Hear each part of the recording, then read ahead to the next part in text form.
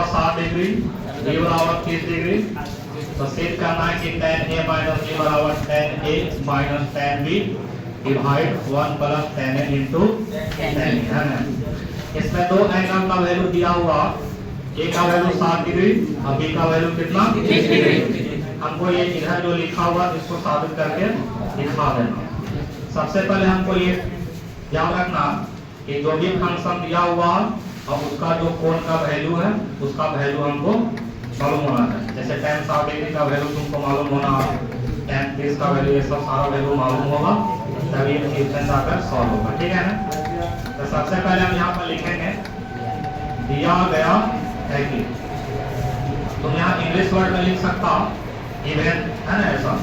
तो लिखेंगे a बराबर 60 डिग्री और b बराबर कितना 30 डिग्री।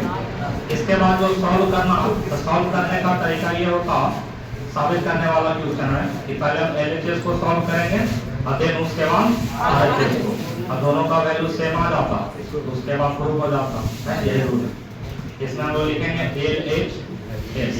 तो LHS में जो भी फंक्शन लिखा हुआ है उसको हम लोग पहले लिखेंगे, लिखा हुआ tan a माइनस b।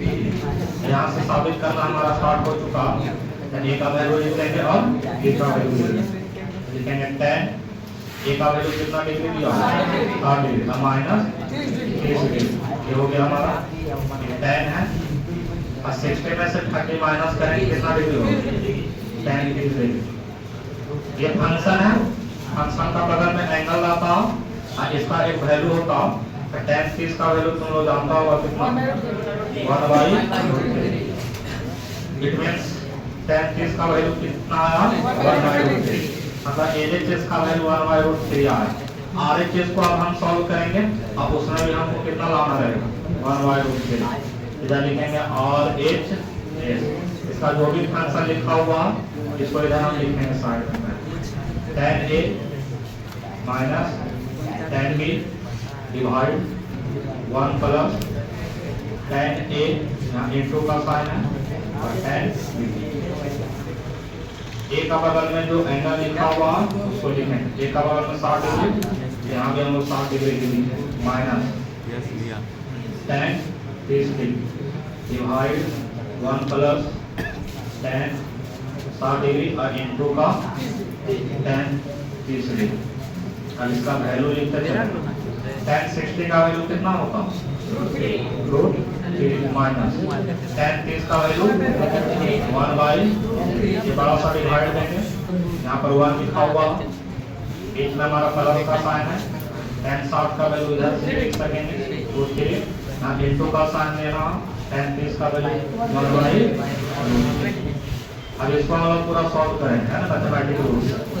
इधर हम लोग √3 का एलसीएम करेंगे, √3 का क्या होगा एलसीएम, √3 का √3 से मल्टीप्लाई होना है, फिर √3 में √3 से मल्टीप्लाई करेंगे कितना ये माइनस, और यहाँ पर कितना लिखा हुआ ये हमारा बड़ा सा जो है, ये √3 कैंसिल आउट हो गया, एक और एक कितना 2, फिर ऐसे 3 में से 1 जाएगा 2/√3, ये बड़ा सा डिवाइड, नीचे में कितना 2। अब इसके बाद ये अकेले है, तो हम लोग बताए हैं जो नीचे में अकेले रहता है तो नीचे ही में रह जाता, 2/√3 और इंटू का 2, ये 2 से 2 कैंसिल, ऊपर में 1 बचेगा और नीचे में 2। तो LHS में देखो 1/√3 और इधर भी 1/√3, यहाँ हम लोग लिख सकेंगे LHS बराबर RHS, इधर हम लोग लिख देंगे प्रूफ, है ना, ये साबित हो गया।